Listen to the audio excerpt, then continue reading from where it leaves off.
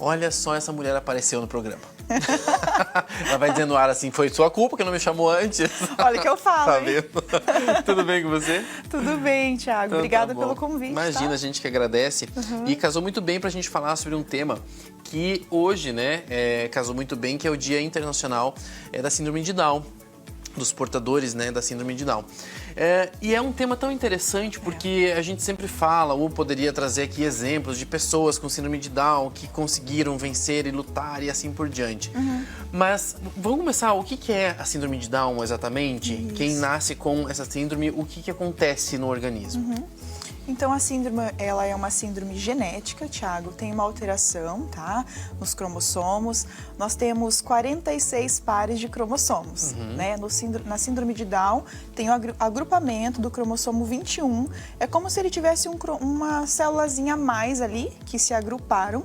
E essa pequena célula, ela faz uma alteração muito grande em toda a parte intelectual, né? Que é a parte cognitiva, Sim. no comportamento, nas Físico. emoções, nas questões motoras e físicas, nas expressões. Então, essa pequena alteraçãozinha, né, no cromossomo, ela faz uma mudança na pessoa, Sim. no ser humano. E aí- é genética, né? E é Então, genético, exatamente. Então, é herdado, os nossos pais, avós, antepassados e por aí vai. E aí a gente tem uma questão que é tão importante a gente falar, que existem... Eu não sei se eu vou falar certo, mas existem níveis, né, classificações, porque tem algumas pessoas que têm a síndrome de Down que têm, por exemplo, um cognitivo mais avançado, que conseguem estudar, que conseguem se formar, tem gente formado na faculdade, assim por diante, consegue trabalhar e assim por diante. E já tem outros que não conseguem, que são mais limitados, que são, em alguns casos, mais agressivos e tudo mais. Existem essas diferenças Isso. também, né? Como nós, né, Thiago? Uns têm o QI elevado, altas habilidades, superdotação, outros têm inteligência na média.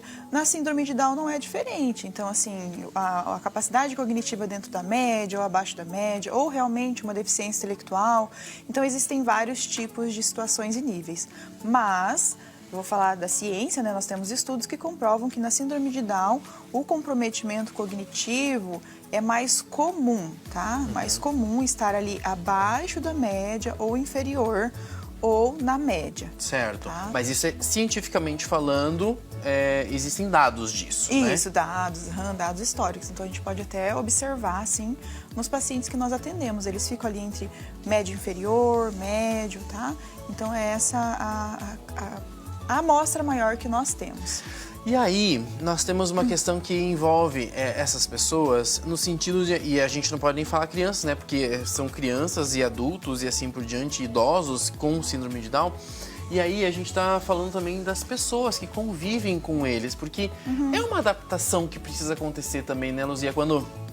se descobre, o seu filho vai nascer com síndrome de Down. Os pais levam um choque, né? Porque é uma adaptação, é uma preparação que precisa acontecer. Sim. E também durante a vida. Existem coisas a serem feitas, não é? Sim, e falando um pouquinho também do preconceito que existe, não é, Thiago? Eu vou ter um filho com uma deficiência, porque a síndrome de Down, ela é considerada, ela né? é uma deficiência, né? Por isso que tem que ter todas as adaptações curriculares, escolares, e em casa também não é diferente. As famílias precisam estar preparadas.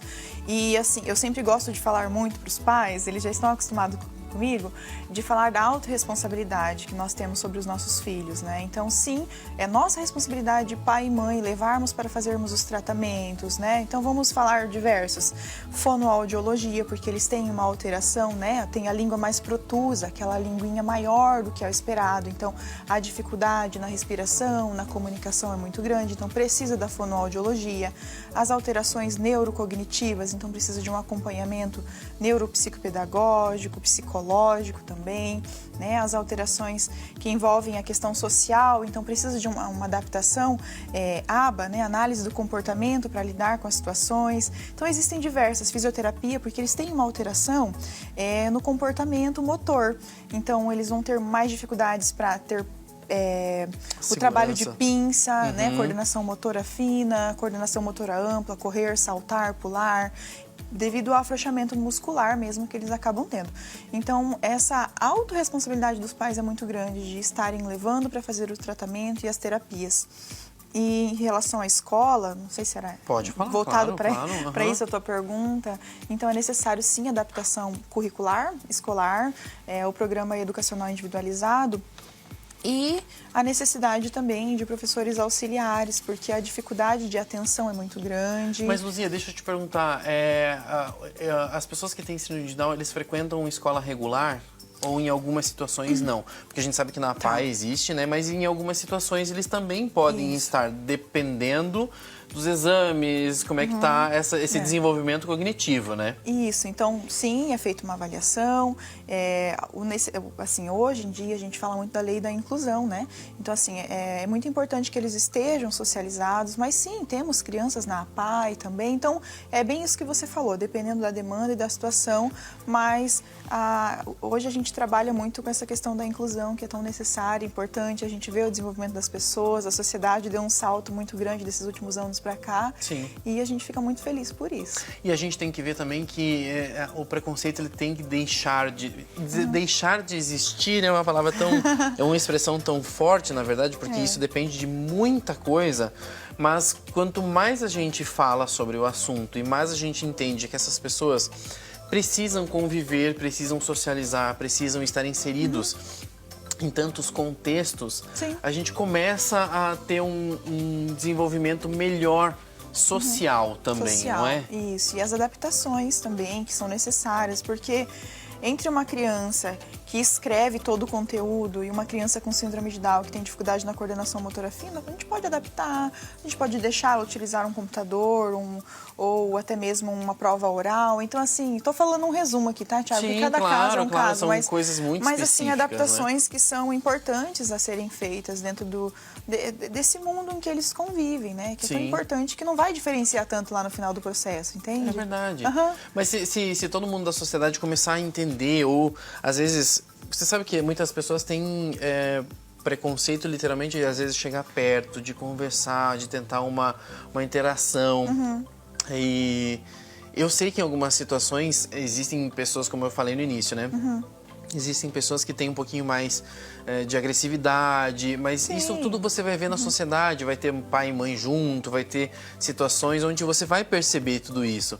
Mas se você começar a conversar, se você se permitir e visualizar tantas possibilidades que existem com eles, é mágico, não é? Sim, sim. Então, quando a gente fala da síndrome de Down, a gente tem, assim, umas características muito marcantes deles, que chamam a atenção, que é o carisma que eles têm, né? Eles têm muito essa necessidade de contato. Aqui eu estou generalizando, tá? A maior parte. Então, assim, eles são muito amorosos, carinhosos, eles gostam de conversar, eles gostam de contato. Eu nunca esqueço do estágio que eu fiz em Toledo, que eu tive um amigo com síndrome de Down, né? E era tão bacana, assim, as trocas, as conversas, a socialização, porque eles gostam muito dessa coisa do toque, de estar por perto. Não queria que eu fosse embora, chorava. Então, é tão bacana, assim, Thiago, quando a gente percebe a singularidade de cada um, né? E as adaptações. E como que a gente precisa evoluir em tantos quesitos, né? Dessa questão da normalidade muito, né? Ainda. Sim, a gente precisa evoluir muito. Muito. Hoje estamos falando aqui só um pouquinho, tá? Desse dia especial, que é o Dia Internacional, né, da Síndrome de Down, para a gente refletir, para a gente pensar quantas pessoas convivem na nossa sociedade que casam. Eu já entrevistei pessoas aqui no nosso programa, já recebi, nunca vou esquecer, um menininho que veio no programa, ele estava participando do time de alguma... Agora não vou recordar. E ele veio e ele deitou aqui na minha perna e ficou o programa inteiro aqui deitado. Faz tempo que eu não vejo notícias dele, mas eu acho tão legal a gente poder conviver e aprender todos os dias com eles, não é? Porque a gente aprende, né? E o que fica é isso, é o aprendizado diário. Aprendizado de tantas coisas. Mas enfim, eu acho que não só falar hoje, vamos falar de outros dias, em outros momentos aqui no programa, que vocês acompanham sempre por aqui. Queria agradecer mais uma vez a participação. Obrigada, Thiago, pela oportunidade. Me chame sempre que puder. Sempre. Então, ó, tá registrado isso, hein, gente? Tá registrado. Um beijo, Luzia. Obrigado. Obrigada.